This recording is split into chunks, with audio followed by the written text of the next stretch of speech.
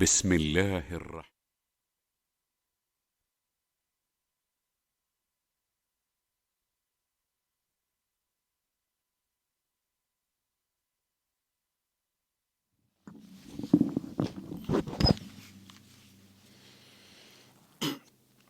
بسم الله الرحمن الرحيم الحمد لله رب العالمين والعاقبة للمتقين والصلاة والسلام على سيدنا ومولانا محمد وعلى آله وأصحابه وأهل بيته أجمعين أما بعد فأعوذ بالله من الشيطان الرجيم بسم الله الرحمن الرحيم بلغ العلا بكماله كشف الدجى بجماله خسنت جميع خصاله صلوا عليه وآله مولاي صل وسلم دائما أبدا على حبيبك خير الخلق كلهم. قابل احترام خواتین و حضرات، تمام تعریفیں اللہ رب العزت کے لیے ہیں جو تمام جہانوں کا پالنے والا ہے اور جس کے فضل اور احسان عظیم سے میں آپ سے مخاطب ہوں. الحمدللہ آج ہم چوتھے سپارے کا آخری کوارٹر، آخری ربع اور پانچواں سپارہ مکمل فرمائیں گے.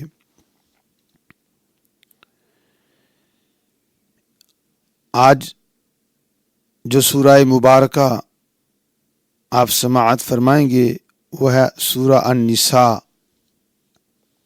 نساء سے کا معنی عورتیں ہیں. یہ سورہ پاک خواتین کے احکامات، ان کے مسائل کے حوالے سے بھی ہے، اس لیے سورہ پاک کا نام سورہ النساء ہے. یہ سورہ پاک مدینہ شریف میں نازل ہوئی اور اس میں 176 آیتیں اور 24 رکوع ہیں. اللہ رب العزت اس کی پہلی آیہ مبارکہ میں ارشاد فرماتا ہے: یا ایھا الناس اتقوا ربکم الذی یا ایھا الناس اتقوا ربکم الذی خلقکم من نفس واحدہ.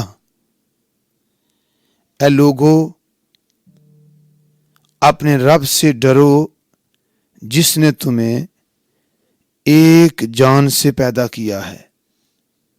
وَخَلَقَ مِنْهَا زَوْجَهَا، اور پھر اس کے لیے اسی میں سے جوڑا بنایا. وَبَثَّ مِنْهُمَا رِجَالًا كَثِيرًا وَنِسَاءً، اور پھر ان دونوں سے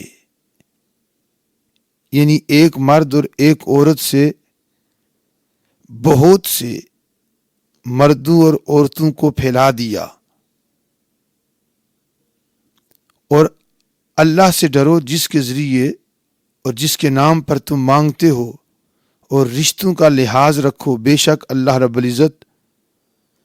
تمہیں دیکھ رہا ہے. اس آیہ مبارکہ میں اللہ رب العزت نے اپنی خاص عظمت اور نشانی کو بیان کیا کہ جناب آدم علیہ السلام کی تخلیق ہم نے بغیر ماں اور باپ کے کی ہے. اگر دیکھتے چلے جائیں، اندازہ لگائیں تو جتنی آج اس زمانے میں آبادی ہے، 100 سال پیچھے چلے جائیں تو اس سے کافی کم تھی. پھر اس سے 100 سال اور پیچھے چلے جائیں تو اور کم تھی. اسی طرح کرتے کرتے کرتے کرتے ایک وقت آئے گا کہ آبادی بالکل ختم ہو جائے گی. تو اس آبادی کا آغاز اللہ رب العزت نے ایک انسان جناب سیدنا آدم علیہ السلام سے کیا، اور سیدنا آدم علیہ السلام حدیث مبارکہ میں آتا ہے اور تفاسیر میں، آپ کے بعد کی جو آبادی ہے سیدنا حوا علیہ السلام، سیدتنا حوا علیہ السلام اور سیدنا آدم علیہ السلام سے، وہ تو ان سے پیدا ہوئی، لیکن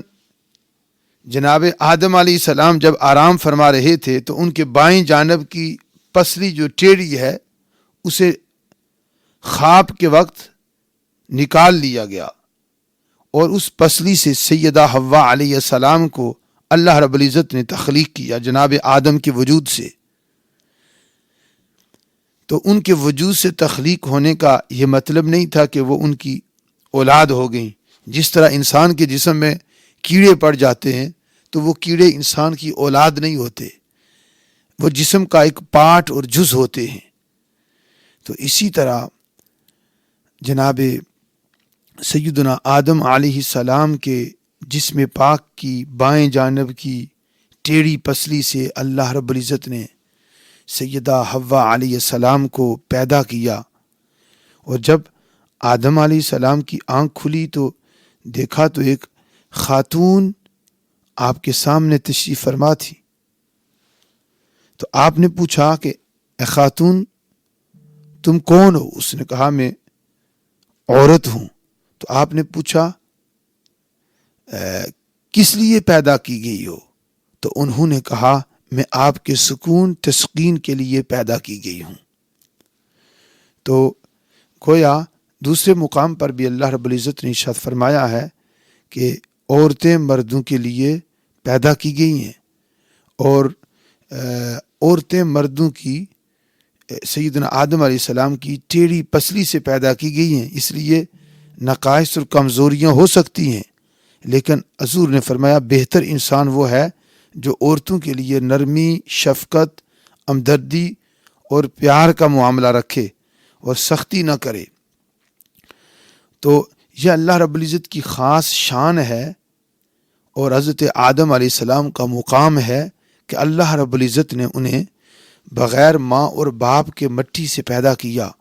اللہ رب العزت جو چاہے جیسا چاہے وہ کرنے پر قادر ہے، اور پھر جناب آدم کی اولاد کو اس قدر پھیلا دیا کہ دنیا میں انسان ہی انسان ہیں، یہ جتنے بھی انسان ہیں، مخلوقات ہیں، یہ ساری کی ساری جناب سیدنا آدم علیہ السلام کی اولاد پاک میں سے ہیں۔ تو یہ اللہ کی بڑی شان ہے کہ ایک انسان، ایک مرد اور ایک عورت سے اتنے ملین کے حساب سے لوگوں کو پیدا فرمایا۔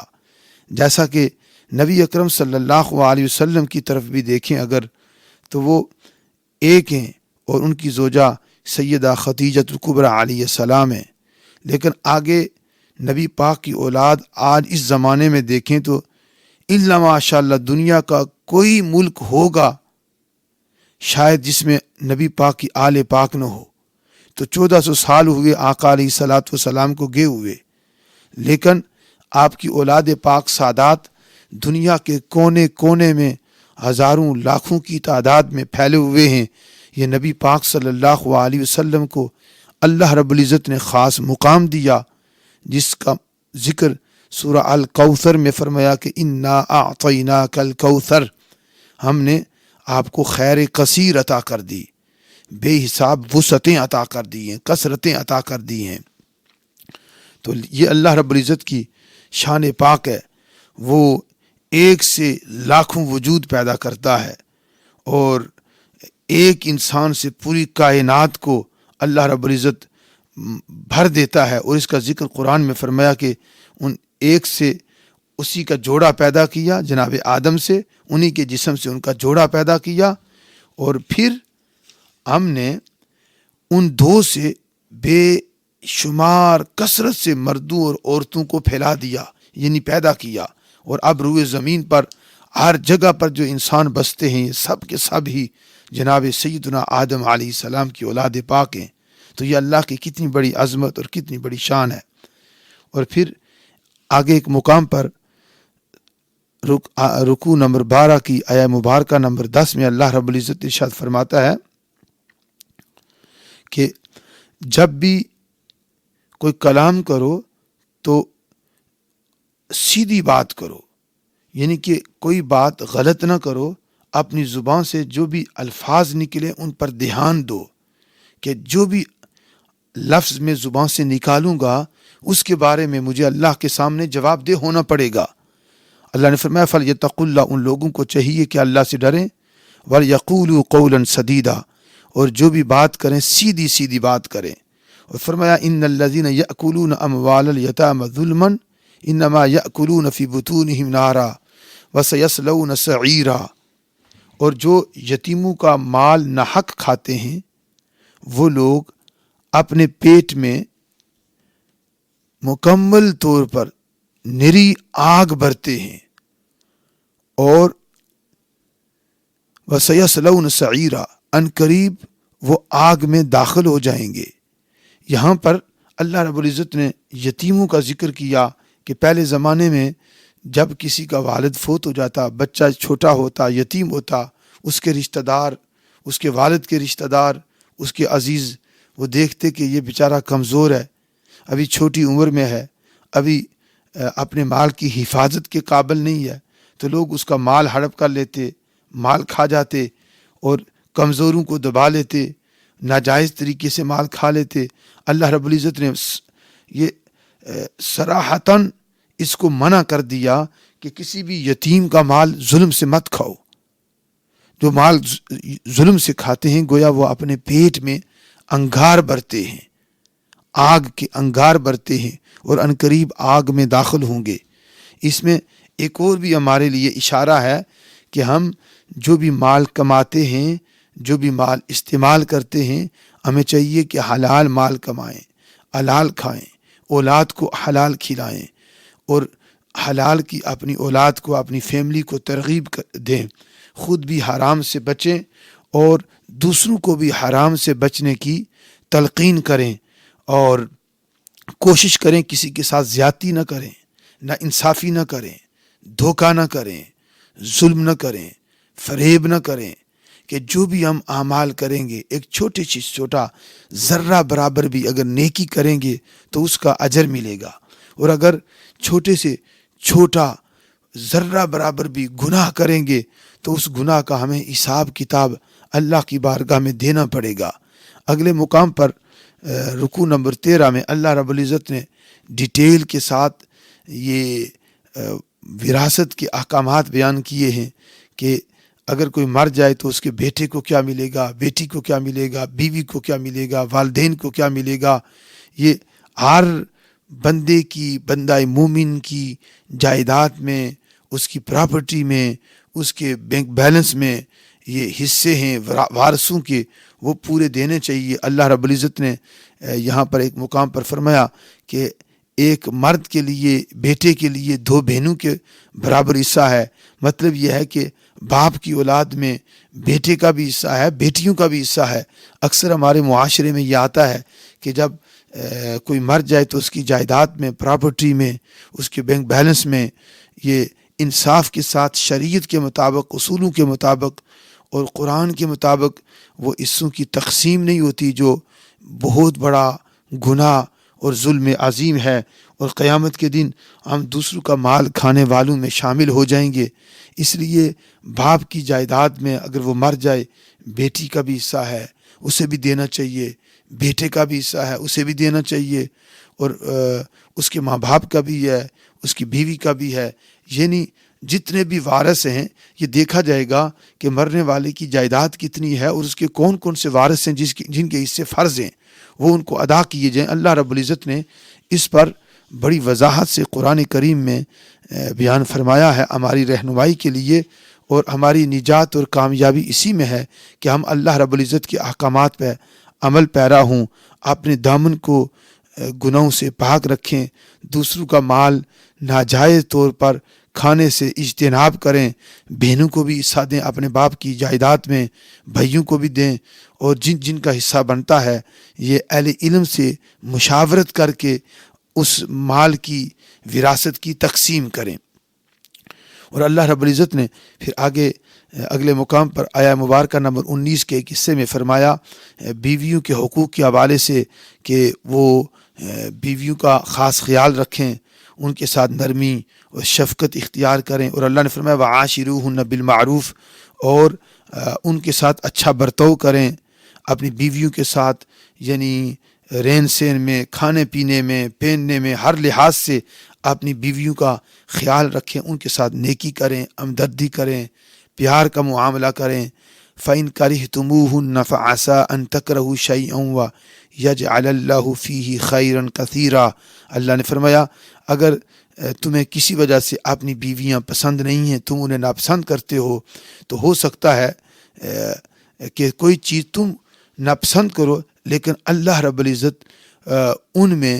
کوئی بڑی بھلائی تمہارے لیے رکھے۔ مطلب یہ ہے کہ بندے کو ظاہری طور پر دیکھ کر اگر بیوی کی کوئی حرکات میں سے، کوئی صفات میں سے، کوئی عادات میں سے پسند نہ آئے، ناپسند آئے، تو اس سے نفرت نہیں کرنی چاہیے۔ اللہ نے فرمایا شاید تم کچھ دیکھ کر نفرت کرتے ہو، لیکن اللہ نے اس میں تمہارے لیے کتنی بہتری رکھی ہو کہ وہ تمہارے گھر میں تمہارے گھر کی حفاظت کرتی ہے، تمہارے بچوں کی لک آفٹر کرتی ہے، تمہارے بچوں کی کپڑے دھوتی ہے، تمہارے بچوں کو کھانا پکا کر کھلاتی ہے۔ یہ اس کے فرائض میں سے نہیں ہے، لیکن بیوی پھر بھی یہ ساری نیکیاں کرتی ہے، اپنے گھر خاوند کے گھر کی صفائی ستھرائی کرتی ہے، اس کے گھر کی حفاظت کرتی ہے، بچوں کی حفاظت کرتی ہے۔ ان میں سے کوئی بھی بیوی کے اسلامک فرائض میں سے نہیں آتا۔ ٹھیک ہے اخلاقیات میں سے ہے، لیکن فرائض میں سے نہیں ہے کہ بیوی مرد کو کھانا پکا کر کھلائے، اس کے کپڑے دھوئے، اس کے گھر کی صفائی کرے۔ قرآن و سنت میں یہ اس کے فرائض میں سے نہیں آتا۔ اس کے باوجود وہ کئی مزدوروں کی طرح یعنی گھر کا کام کرتی ہے، تو اس کی یہ نیکی ہے مرد کے ساتھ، یہ بڑی اس میں اللہ نے صفات رکھی ہیں، بڑی اللہ نے اس میں اچھی یہ عادات رکھی ہیں۔ تو اس پر مرد کو اپنی بیوی کا شکریہ ادا کرنا چاہیے، اگرچہ وہ ظاہری طور پر اسے پسند نہ بھی ہو۔ اللہ نے قرآن میں کہا اس کے ساتھ اچھا سلوک کرو۔ اگر تم انہیں ناپسند کرتے ہو تو ہو سکتا ہے کہ اگرچہ تم کسی شے کو ناپسند کرتے ہو، لیکن اس میں اللہ رب العزت نے اس میں تمہارے لیے بہت بھلائی رکھی ہے، اللہ اس میں تمہارے لیے بھلائی کر دے، اس لیے اس کے ساتھ ہمدردی اور اچھا سلوک کرو۔ پھر اگلی آیہ مبارکہ میں حق مہر کی بات ہے کہ اللہ رب العزت نے قرآن کریم میں فرمایا وَآتَيْتُمْ إِحْدَاهُنَّ قِنْطَارًا فَلَا تَأْخُذُوا مِنْهُ شَيْئًا۔ اگر تمہارا میاں بیوی میں آپس میں جھگڑا ہو چکے اور تم اسے بے حساب بھی حق مہر دے چکے ہو، بہت بڑی رقم بھی ڈھیروں کے حساب سے، تو اس سے کچھ واپس نہ لو۔ اتاخذونہ بہتانا و اثما مبینا، کیا اسے واپس لوگے جھوٹ باندھ کر اور کھلا گناہ کر کے؟ اللہ رب العزت نے اس سے منع کیا۔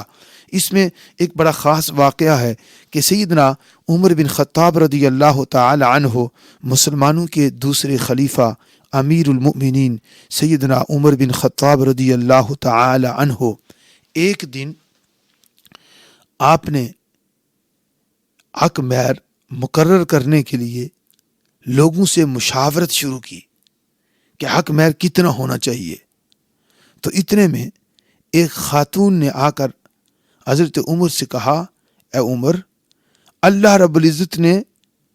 حد مقرر نہیں کی، اس نے کہا ہے، یہ آیت پڑھی وَآتَيْتُمْ إِحْدَاهُنَّ قِنْطَارًا، اگر تم عورتوں کو بے حساب یعنی ڈھیروں مال دے چکے ہو تو ان سے واپس کوئی شے نہ لو۔ اللہ نے تو ڈھیروں کی بات کی ہے اور آپ اس کو لمیٹڈ کر رہے ہیں۔ اللہ نے تو ان لمیٹڈ کی بات کی ہے، بے حساب کی بات کی ہے، اور آپ اس کی خاص مقدار مقرر کر رہے ہیں۔ یہ ایسا صحیح نہیں ہے۔ قربان جائیں فاروق اعظم رضی اللہ تعالی عنہ، جن کے روب سے، جن کے دبدبا سے، جن کی طاقت سے بڑی بڑی سپریم پاور، سپر پاورز بھی کانپتی تھی، رومن امپائر اور فارس کا امپائر، جن کو حضرت عمر بن خطاب رضی اللہ تعالی عنہ کی حکومت نے اپنے ماتحت کر دیا تھا، وہ نام سن کر فاروق اعظم کے عدل کا، انصاف کا، ان کی طاقت کا نام سن کر کانپتے تھے۔ اور وہ عمر جن کے رستے سے شیطان بھی بھاگ جاتا ہے۔ وہ عمر جن کے روب و دبدبا کا یہ عالم ہے کہ دنیا کفر ان کے نام سے کانپتی تھی، اور تھوڑے سے عرصہ میں تقریباً کم و بیش 10 سال کے دور حکومت میں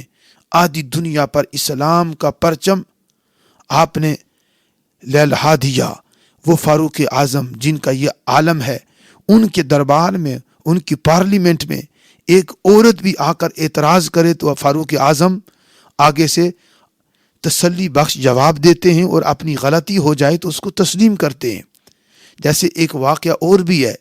کہ حضرت عمر رضی اللہ تعالی عنہ کا قد مبارک لمبا تھا، اور آپ نے ایک دفعہ مال غنیمت میں لوگوں میں ایک ایک چادر تقسیم کی، تو ایک چادر سے لباس نہیں بنتا تھا، تو فاروق اعظم رضی اللہ تعالی عنہ نے پورا لباس بنا لیا۔ آپ جب کھڑے ہوئے تو ایک بندے نے کھڑے ہو کر سوال کیا، اس کو کہتے ہیں چیک اینڈ بیلنس،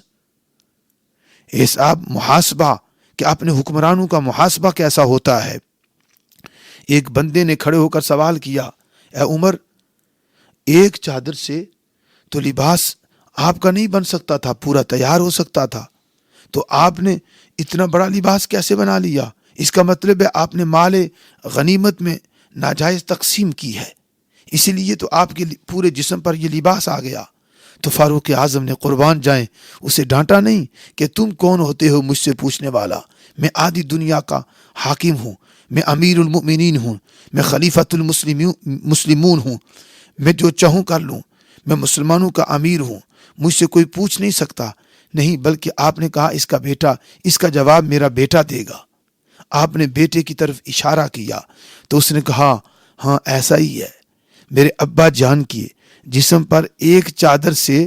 پورا لباس نہیں بن سکتا تھا، تو چونکہ ایک چادر مجھے بھی ملی تھی تو میں نے اپنے ابا کو عطا کر دی، ہدیہ دے دی ہے۔ تو فاروق اعظم نے کہا میں نے اپنے بیٹے سے لی ہے، نہ کہ نا انصافی کی ہے۔ اب یہاں پر بھی ایک عورت نے دربار فاروقی میں سوال کر دیا، اے عمر، آپ اس مال کو جو عورت کو حق مہر دیا جائے اس کو آپ محدود اور لمیٹڈ کر رہے ہیں، اس کی تعداد مقرر کر رہے ہیں، جبکہ اللہ رب العزت نے قرآن کریم میں بغیر حساب کے بیان کیا ہے۔ تو حضرت عمر نے جب عورت کا جواب سنا تو آپ نے فرمایا کہ عورت نے حق کہا اور عمر نے خطا کھائی، اور آپ نے پھر اپنے آپ کو مخاطب کر کے فرمایا، اے عمر، تو اس سے ہر شخص زیادہ سمجھدار ہے، اس لیے آپ نے فرمایا جو چاہو حق مہر مقرر کر لو۔ یہ ہے خلیفۃ المومنین سیدنا عمر بن خطاب کی شان، کہ گویا پارلیمنٹ میں آپ نے بل پیش کیا حق مہر مقرر کرنے کا، اور ایک عورت کے نشاندہی پر کہ قرآن میں تو اور آیا، فاروق اعظم نے وہ بل واپس لے لیا اور اعلان کر دیا کہ عورت نے حق کہا ہے اور عمر سے اس معاملے میں خطا ہوئی ہے، اور پھر آپ نے آپ کو مخاطب کر کے بھی کہا یہ لوگ تجھ سے زیادہ اے عمر سمجھدار ہیں۔ یہ ہوتی ہے مسلمانوں کے خلیفہ کی شان، اور یہ ہوتی ہے سچے حکمران کی شان اور سچے مسلمان کی شان اور ایمانی طاقت۔ اور اسی طرح کا واقعہ مولا علی مرتضیٰ شیر خدا رضی اللہ تعالی عنہ کا بھی ہے کہ ایک دفعہ آپ سے ایک یہودی کا تنازع ہو گیا، تو عدالت میں گئے تو جج نے حضرت اس یہودی نے کہا یہ حضرت علی کے پاس جو زرہ ہے یہ میری ہے، تو جج نے حضرت علی سے پوچھا کہ آپ کی ہے؟ آپ نے کہا ہاں میری ہے۔ جج نے پوچھا کہ اس کی دلیل کیا ہے، پروف کیا ہے؟ آپ نے اپنا بیٹا سیدنا امام حسن پیش کیے، تو آپ نے کہا میرا بیٹا میرا گواہ ہے۔ تو جج نے کہا باپ کے حق میں بیٹے کی گواہی قبول نہ ہوگی۔ آپ نے اپنا غلام پیش کیا، جج نے کہا غلام کی گواہی مالک کے حق میں قبول نہیں ہوتی۔ تو اس طرح ظاہری ثبوت نہ ہونے کی بنیاد پر حضرت علی مرتضیٰ امیر المومنین ہونے کے باوجود اپنا مقدمہ ہار جاتے ہیں اور اپنی زرہ وہ یہودی کو پیش کرتے ہیں۔ یہودی جب انصاف کا یہ عالم دیکھتا ہے، جسٹس کا یہ عالم دیکھتا ہے، تو یہودی کہتا ہے بس میں جان گیا کہ یہ سچا دین ہے جس میں امیر المومنین حق پر ہونے کے باوجود ہار رہا ہے، اور ایک یہودی جھوٹا ہونے کے باوجود بغیر ثبوت کے جیت رہا ہے، اس لیے زیرہ بھی مولا علی کی ہے، اور مجھے بھی اپنے دین میں اے علی مرتضیٰ شیر خدا کلمہ پڑھا کر شامل کر لیجئے۔ تو یہ ہے مسلمانوں کے خلفاء کی اور مسلمانوں کے قائدین کی شان، جن کی شان دیکھ کر غیر مسلم بھی اسلام قبول کرنے پر فخر کرتے تھے، اپنے لیے یہ سعادت سمجھتے تھے کہ اگر ایسا کردار مسلمانوں کا ہے، ایسا کردار مسلمانوں کے حکمرانوں کا ہے، ایسا کردار مسلمانوں کے حاکمین کا ہے، تو پھر ہمیں بھی ایسا دین قبول کرنا چاہیے۔ اس سے ہمارے لیے یہ سبق ہے کہ ہمارے حکمرانوں کو ہمیں ایسا کردار اپنانا چاہیے جسے دیکھ کر دنیا اسلام کی طرف آئے، نہ کہ ایسا کردار اور ایسی سوچ اپنانی چاہیے جسے دیکھ کر جو مسلمان ہوں وہ بھی گھبرا جائیں اور وہ بھی کہیں کہ اگر یہ اسلام ہے تو پھر ہماری اس اسلام سے توبہ ہے۔ حضرت فاروق اعظم رضی اللہ تعالی عنہ کی زندگی مسلمانوں کے لیے مشعل راہ ہے، حضور کے سب خلفاء کی، سب صحابہ کی زندگی ہمارے لیے مشعل راہ ہے۔